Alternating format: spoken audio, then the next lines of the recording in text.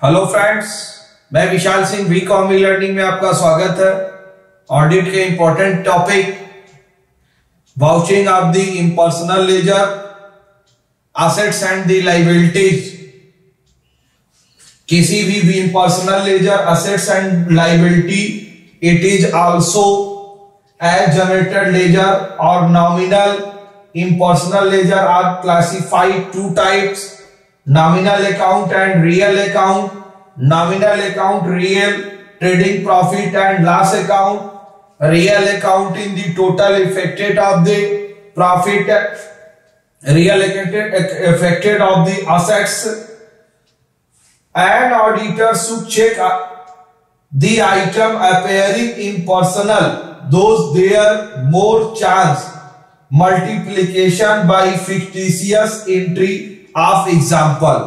आपके बिजनेस में होने वाले असेट्स एंड लायबिलिटी के पूरे सिस्टम की जांच करेगा और उसमें असेट्स एंड लायबिलिटीज जो आपकी संपत्तियां हैं उसमें prepaid assets, accrued income, deferred income, इन सब चीजों की जो एक्स्ट्रा एंट्री होती है, यदि आपकी लायबिलिटीज बढ़ती है, आउटस्टैंडिंग बढ़ता है, तो unearned income, unpaid outstanding expenses, purchase made of the close, rent rate and taxes की एक्स्ट्रा भार, जो trading profit and loss account, ये ध्यान रखिएगा, ये आपके प्रॉफिट एंड लॉस अकाउंट के साथ साथ आपके बिजनेस की बैलेंस शीट को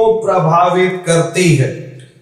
वाउचिंग के माध्यम से वो ट्रू एंड फैक्ट्स है कि नहीं, इस सब चीजों की यहां पर जांच की जाती है। फर्स्ट आपको assets and liabilities in sound of the your business. अगर आपका बिजनेस पॉजिटिव नेचर में डेवलपमेंट कर रहा है तो हमेशा असेट्स किस दशा में होनी चाहिए? इंक्रीज की कंडीशन में होनी चाहिए। लायबिलिटी हमेशा उससे कम हो। यदि किसी बिजनेस बहुत तेजी से डेवलप कर रहा है लेकिन बिजनेस डेवलप के साथ उसकी finance condition, loan, short term loan, bank OD, outstanding उसकी बढ़ती जा रही है, तो बिजनेस को बहुत अच्छी ग्रोथ हम नहीं कहेंगे।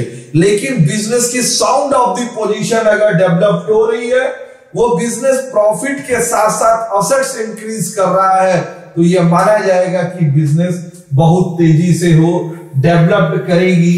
इन फ्यूचर उसके पास कैश अधिक हो रहे हैं, कैश इन हैंड अधिक हो रहे हैं, इन्वेस्टमेंट कर रही है, शेयर के रूप में पैसा ज्यादा प्राप्त कर रही है, तो ये आपको यहां पर देखिए टोटल पॉजिटिव पोजीशन को यहां पर बताई जाती है। नेक्स्ट ऑफ के लिए कहना है कि आपको इनके अकाउंट्स दो प्रकार के, nominal, real. Nominal account relating the trading profit and loss account and real account relating of the assets के रूप में टोटल यहां पर कंडीशन बताई जाएगी। नेक्स्ट ऑफ देखिएगा, the account general ledger incorrect, they will affected profit and loss account and the balance sheet. First आपको बताना, the auditor should be posting of cash transaction to the impersonal ledger in supported sufficient evidence. Sufficient evidence, जैसे अगर आपके ऊपर impersonal laser से prepaid expenses है तो उसके कैश में बिल होना आवश्यक है। इट नेक्स्ट कंडीशन बताता है, it should be carefully check total various other book original entry in posting of the ledger. उनकी सब्सिडरी बुक में एंट्री होनी चाहिए। सब्सिडरी बुक में एंट्री होने के बाद उन्हें लेजर में भी शो करना चाहिए। Direct entry some past of the one account in the personal ledger. Next, he should check carefully adjustment which the usually done in the year when the final account. अगर उनका adjustment बनता है तो जो ये final business का बनता है प्रॉफिट एंड लॉस अकाउंट। जैसे अगर आपके लिए आउटस्टैंडिंग बना, रेंट आउटस्टैंडिंग है, तो रेंट अगर आपके बिजनेस का 10,000 है और तब यहां पर आउटस्टैंडिंग आपका 1,000 है, तो ये फाइनल अकाउंट में टोटल आउटस्टैंडिंग एक्सपेंसेस में 11,000 के रूप में शो की जाएगी। तो ये आपको फाइनल अकाउंट बनाते समय इन पर्सनल लेजर में प्रीपेड है, आउटस्टैंडिंग है, कोड इनकम है, इन सब चीजों को फाइनल अकाउंट में हमें शो करना पड़ेगा। Adjustment of the relate the trading outstanding liability depreciation pass the journal entry, इनके संबंध में हम जर्नल एंट्री को पास करते हैं। नेक्स्ट आपको बताता है outstanding expenses. They may be expenditure already incurred for which corresponding benefit could not be made available business during period or some position pertain period subsequent date of the balance sheet। वो जिस financial year में आप entry करेंगे उसी financial year की period में वो entry होनी चाहिए। फर्स्ट पोजीशन आपके लिए बताता है प्रीपेड। प्रीपेड आप जानते ही हैं, पोस्टपेड प्रीपेड को आप बताना ही नहीं है। प्रीपेड एडवांस पेमेंट, आप मोबाइल रिचार्ज कराते हैं, पहले आप बात नहीं करते, पहले आप नेट यूज नहीं करते, पहले आप रिचार्ज कराते हैं। रिचार्ज कराने पर आपको वहां फैसिलिटीज अवेलेबल होती है। वो फैसिलिटीज आपको पर डे 1.5 GB मिलेगा, 2 GB मिलेगा, 500 की रिचार्ज है, 1000 की रिचार्ज है। जितने मंथ के लिए आपने रिचार्ज किया है, तो प्रीपेड मींस क्या हो गया, आपको यहां टोटल पैसा क्या देना है, एडवांस पेमेंट करनी है। ये देखिए यहां फिगर के माध्यम से आप पहले पैसा जमा करेंगे, तब एडवांस करने के बाद आप उन आइटम का यूज करते हैं। ये प्रीपेड। पोस्टपेड किसे कहते हैं, वर्क होने के बाद, जैसे सैलरी काम कर लीजिए, महीना एंड बीत जाएगा, उसके बाद आपकी सैलरी आपको दे। Postpaid wages postpaid. बट आप गाड़ी खरीदते हैं तो प्रीपेड, हम पैसा देते हैं तब हमको गाड़ी अवेलेबल होती है। तो ये ध्यान रखिएगा, कोई सामान अगर हम खरीदते हैं वो प्रीपेड के रूप में यूज होता है। Prepaid expenses actually pertain financial year have been the paid of the amounts, advance payment कहेंगे। नेक्स्ट कंडीशन बताता है एक्योर्ड इनकम। अब आपके लिए एक्योर्ड इनकम किसी निश्चित समय पर, देखिए यहां दिया गया है, क्लॉक चल रही है, एक निश्चित समय पर आप पैसा जमा किए हैं, उस पॉलिसी के अंतर्गत आपको पैसे की प्राप्ति होगी। एक्योर्ड इनकम जैसे आपने देखा हुआ है भाई, आज की डेट में ऑक्सीजन बहुत आवश्यक है, पेड़ पौधे लगाइए, आज लगाइए, उनकी सेवा करिए। वो ऑक्सीजन देंगे तो आपको नहीं देंगे, पूरे एटमॉस्फेयर को देंगे, किसी से उन्हें परहेज नहीं, सबको वो बराबर देंगे। आप भी अपने जीवन को ऐसा बनाइए, ऐसी कार्य करिए कि इससे आप स्वयं के लिए नहीं और लोगों के लिए भी कार्य करने का उद्देश्य के हिसाब से हो। जैसे कोई भी प्लांट धीरे धीरे आपका डेवलप्ड होता है, एक्योर्ड इनकम किसी भी प्रकार से आप इनकम प्राप्त करते हैं। जैसे यदि आपने बैंक में डिपॉजिट किया हुआ है, बैंक में डिपॉजिट अगर आपका सेविंग अकाउंट है तो क्या मिलेगा, आपको इंटरेस्ट मिलेगी। नेक्स्ट, यदि आपने शेयर के रूप में पैसा लगाया है, बिजनेस आपका प्रॉफिट करता है, तो क्या मिलेगा, आपको डिविडेंड मिलेगा।